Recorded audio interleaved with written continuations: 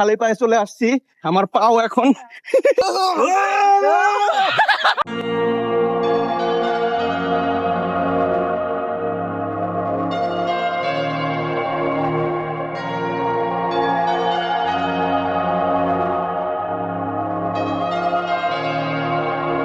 Hello guys, আসসালামু আলাইকুম। কেমন আছেন সবাই? আশা করি ভালোই আছেন। সো আজকে অনেকদিন পরে আবার একটি লং ট্যুরে বের হচ্ছি। আজকের ট্যুরে আমরা যাচ্ছি কুয়াকাটা। তো প্রায় বহুদিন পরে আমরা একটি লং ট্যুরে যাচ্ছি। হ্যাঁ, আশা করি আপনারা আমার সাথেই থাকবেন এবং ব্লগটি দেখতে থাকবেন ইনশাআল্লাহ। সো এই মুহূর্তে আমি 2 তলা বাসে উঠলাম। গুলিস্তান গিয়ে সেখান থেকে সদরঘাট যেতে হবে। ডাইরেক্ট কোনো বাস পাইনি, এই জন্য আর কি। তো গাইস, আস্তে আস্তে পুরো সন্ধ্যা হয়ে গেল, রাস্তায় এত জ্যাম। আসলে বৃহস্পতিবার কোথাও ট্যুরে যাওয়াটা আসলে অনেক বড় সমস্যা, কারণ বাকি বন্ধু বান্ধবদের ফোন দিয়ে দেখি আসলে ওরা কই আছে। এই মুহূর্তে আমি লঞ্চ ঘাটে চলে আসলাম।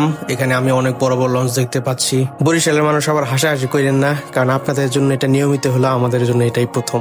সো গাইস, এই তো আমরা বন্ধুরা চলে আসলাম সদরঘাটে। হাই, আর আমরা এই তো এই লঞ্চ নিচ্ছি।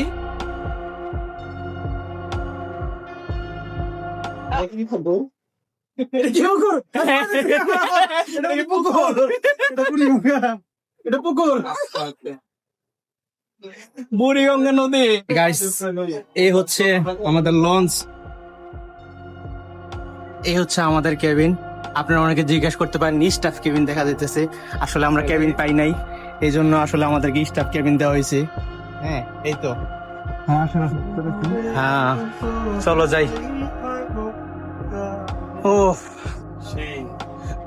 ফ্যানের সুইচ।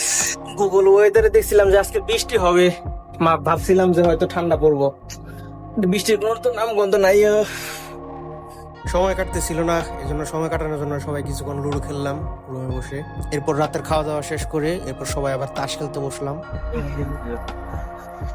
কি ঘুমে চোখলাম কাটতেছে না, তাই নাকি? এই জন্য কি করম, ঘড়িতে এই মুহূর্তে এই তো দেখতে পারতেছেন 4টার মতো প্রায় বাজে। সো গাইস, এই মুহূর্তে আমরা বরিশালে চলে আসলাম। এই আমাদের সাথে একসাথে এই সুন্দরবন এই লঞ্চটা চলে আসছিল, কিন্তু এটা অনেক আগে চলে আসছে। আমরা আসতে অনেক লেট করছি, আমাদের লঞ্চটা অনেক ধীরে ধীরে চলছে। বরিশালের লঞ্চ ঘাট দেখতেও পুরো ঢাকার সদরঘাটের মতোই, তেমন কোনো পার্থক্য নেই।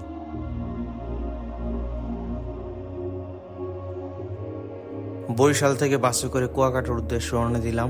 জনপ্রতি প্রায় 150 টাকার মতো গাড়ি ভাড়া পড়েছে।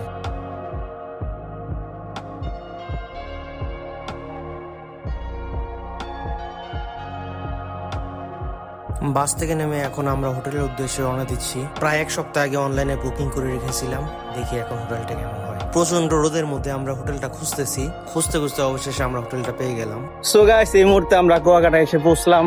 রুমে ঢুকে 1 মিনিটও দেরি না করে সবাই সুইমিং পুলে ঝাঁপ দিলাম। সুইমিং পুল থেকে উঠে সবাই এবার সমুদ্রে ডুবাডুবি করার উদ্দেশ্যে রওনা দিলাম। যেহেতু চামড়ার জুতা পরে আসছি, এই জন্য জুতা হোটেলেই রেখে চলে আসছি।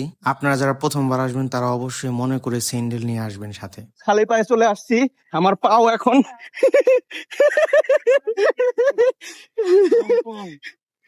আমার পাও এখন জ্বলে পুড়ে ছাই হয়ে যাচ্ছে, দেখতেই পাচ্ছেন। এই তো আমরা বিচে চলে আসলাম। পানির অবস্থা রে, পানি রে, আসলো আসলো আসলো আসলো।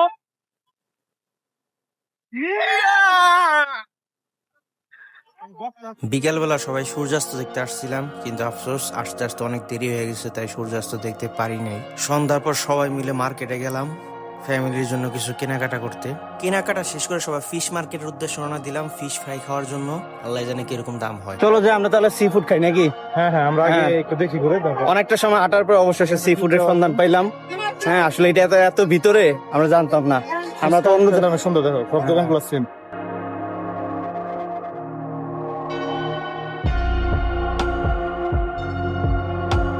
এই মুহূর্তে আছি মাছের বাজার পিছনে, দেখতেই পারতেছেন পছন্দের সি ফুড আছে এখানে।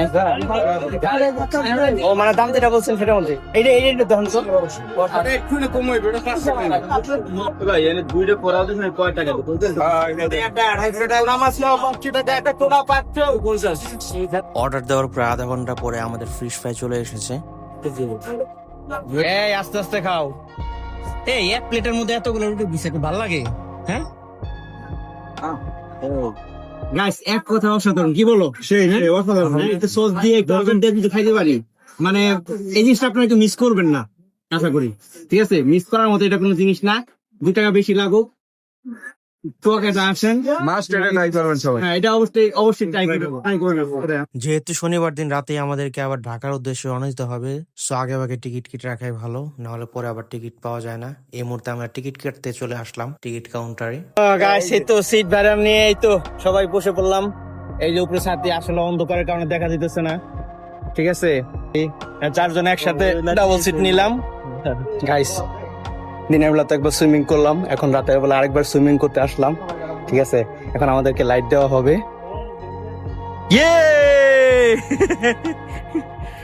গাইস, দেখতে পারতেছেন সেই দারুণ, কিন্তু লাইটে জ্বালাইলে কিন্তু দারুণ হয় সুইমিং পুলটা। সো আমরা এখন রাতের বেলা আরেকবার সুইমিং এ নামতেছি। এই সবাই আলহামদুলিল্লাহ, লাফাও লাফাও, নাইট সুইমিং গাইস। রাত হায়াকাল্লাহ হায়াকাল্লাহ। Wow wow, good good. এই, জয় বাংলা।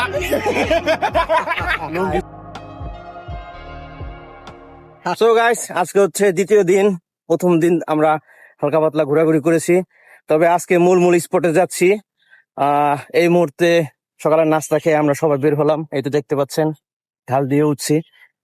ওয়াও গাইস, দারুণ অসাধারণ একটা ভিউ। আপনাদেরকে অবশ্যই পিছনে ব্যাক ক্যামেরা দিয়ে দেখাচ্ছি।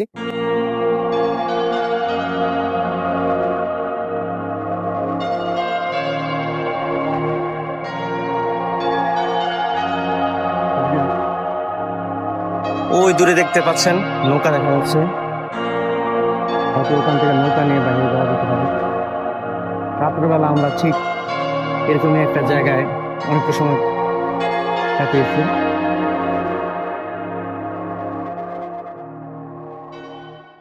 আলহামদুলিল্লাহ, এখানে এসে আমার খুব ভালো লাগতেছে। তো আল্লাহ তাআলা এই অপরূপ সৃষ্টি, অনেক সুন্দর সমুদ্র দেখতেছি। আল্লাহর কাছে লাখ লাখ শুকরিয়া। আপনারা ইনশাআল্লাহ সবাই ঘুরতে যাবেন। জীবনে টাকা পয়সা কামায় কি করবেন? কোনো লাভ নেই। বৃদ্ধ বয়সে চাইলেও ঘুরতে পারবেন না। তো এখন আপনার কাছে টাকা আছে, সময় আছে, এখন ঘুরতে যান, এনজয় করেন, ইনশাআল্লাহ ভালো লাগবে আপনাদের। এই কথা শুনছেন, টাকা পয়সা কামা কি করেন? ঘুরবো কি ওর মাথায় সেরা? টাকা ঘুরতেও তো টাকাই লাগে।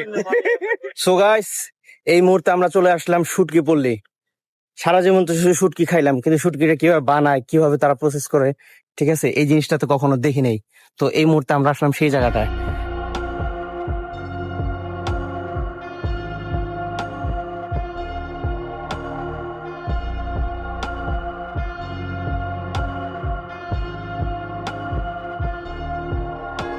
ঢাকা শহরে সাধারণত এই ধরনের শুটকি খুব কম দেখা যায়, পাওয়া যায় না বললেই চলে, ঠিক আছে। এখন সমুদ্রের পাড়েই তো আসলে শুটকি আসল কালেকশন দেখা যায়। তো এখানে দেখতে পারতেছেন আমার পাশে বড় বড় অনেক শুটকি, বিশাল বড় বড় সাইজের শুটকি আছে। তবে যারা আবার শুটকি পছন্দ করে না, আবার শুটকির গন্ধ সহ্য করতে পারে না, তাদের কাছে আবার কষ্ট লাগতে পারে। কারণ প্রচন্ড গন্ধ এখানে শুটকির। হ্যাঁ, এবং এর ভিতরে এই যে এটার ভিতরে আসলে করে, তো এখানে আপাতত ঢোকা যাচ্ছে না। এই হলো শুটকি পল্লী সম্পূর্ণ ভিউ, দেখতে পাচ্ছেন বিশাল জায়গা নিয়ে। ওই যে শুটকি মাছগুলো শুকিয়ে রাখছে, এখান থেকে এই যে একেবারে বিশাল, ওইখানে ওই যে দেখতে পাচ্ছেন ওইখানে অনেক শুটকি শুকানো আছে, বিশাল জায়গা জুড়ে। কুয়াকাটাতে একটা সবচেয়ে বড় পজিটিভ জিনিস হলো যত ভ্রমণ স্পট গুলো আছে সবগুলো মোটামুটি সাগরের পাশ দিয়ে, তাই না? হ্যাঁ, এটা অবশ্যই। সাগরের পাশ দিয়ে, এমনটা আপনার খুব চিপা চাপা জঙ্গল দিয়ে নিয়ে যেতেছে বা পাহাড়ের উপরে দিয়ে নিয়ে যেতেছে। হ্যাঁ, এমন জায়গা দিয়ে এমন জায়গায় নিয়ে গেল, সব আপনি সাগরের পাশ দিয়ে আসতে থাকবেন, আস্তে আস্তে নতুন নতুন জায়গা উপভোগ করবেন। নানান রকমের ভিউ দেখা যাবে এখান দিয়ে গেলে। দেখেন, আমরা আপাতত আছি এমন একটা স্পটে, এখানে আবার কিছুটা জঙ্গলের ফিলও পাবেন, আবার দোলনাও আছে আশেপাশে, আবার পাশে সমুদ্রও আছে। দারুণ জায়গা। আচ্ছা, আমরা একটু ভিতরে যাই। গাইস, জায়গাটা খুব সুন্দর, কিন্তু জায়গাটা খুব পরিচিত মনে হচ্ছে। জায়গাটা পরিচিত মনে হচ্ছে না? মনে হচ্ছে মিরপুরে একে বোটানিক্যাল গার্ডেন, একদম সেম ওরকম, খালি এক্সট্রা হিসেবে এখানে পাশে একটা সমুদ্র আছে। আরে মুস্তাফিজ, কি করতেছো? আরে ভাই, কি কমু, জীবনে এত শান্তি, আহা। অনেক শান্তি লাগতেছে না? আর কো না, এত শান্তি আর কই পাবো কও, মানে মন চাইতাছে এই জায়গায় দিন রাত কাটাই, গরবারে বানাই এই জায়গায় এটার উপরেই থেকে যাইগা। গাইস যারা এই লেবুর বাগান কি বলে লেবু চর এই জায়গায় যারা আসবেন এই জিনিসটা সবাই উপভোগ করবেন, কেউ মিস করবেন না। এ খালেদ কি আছে তোমার? তো মাটির সাথে লাগে গেছে গা। এই ওরা ধরে টাইনা উঠাও। আর দুইজন ডাক দেই সাহায্য করার জন্য। গাইস মোটা মানুষ উঠলে কিন্তু তারা উঠবেন না, তাহলে কিন্তু দড়ি ছিঁড়ে গাছ ভেঙে পড়ে যাবেন। গাইস আমরা এখন আসছি লাল কাঁকড়ার বীজ বীজ লাল কাঁকড়ার বীজ। কই কাকা কই? কাঁকড়া কই? কাঁকড়া সাগরের নিচে নাকি কাঁকড়া কালকে খেয়াল আইছি সব। আর পিছনে আছে ঝাউবন, দেখতেই পারতেছেন ঝাউবনটাও বেশ সুন্দর। কাঁকড়া সবাই ছুটিতে গেছে, শনিবার তো এই জন্য সরকারি ছুটি। ঠিক আছে, আর পিছনে বিশাল ঝাউবন, অনেক দূর। এই যে আমরা বিশাল জায়গা থেকে আসলাম, ওই যে পিছনে ওইদিকে কিন্তু সুন্দরবন দেখা যায়। সুন্দরবন এদিকে আছে 3 নদীর মোহনা। সুন্দরবনের পূর্ব সাইড, ব্যাক সাইড। সুন্দরবনের পূর্ব সাইড। এই হচ্ছে অরিজিনাল লেবুর চর। লেবু গাছ প্রচুর আশেপাশে, কিন্তু লেবুর কিছু নাই। অবশ্য বাঙালি যে চোরের জাতি, এই জায়গায় না গাছটার পর্যন্ত উঠে নিয়ে যাইতে। দেখেন এই একটা লেবুর গাছ পাতাটা পর্যন্ত লেগে গেছে কত জায়গায়। কয়টা পাতা আছে মাত্র। এই মুহূর্তে আমরা চলে এসেছি আমাদের সর্বশেষ স্পটে। এটা একটি বৌদ্ধ মন্দির। 20 টাকার টিকিট কেটে ভিতরে ঢুকতে হয়।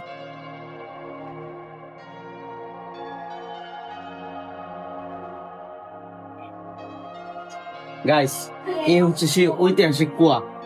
এই জায়গাটার নাম আসলে কুয়াকাটা কেন, এর ইতিহাসটাই আপনারা এখানে দেখতে পেলেন। যে মূলত আসলে রাখাইনরা, বর্তমানে যারা যেটা আমরা রোহিঙ্গা বলি, তারাই কিন্তু মূলত এই কুয়াটা খনন করে। এই কুয়াটার কারণে আজকে এই জায়গাটার নাম কুয়াকাটা।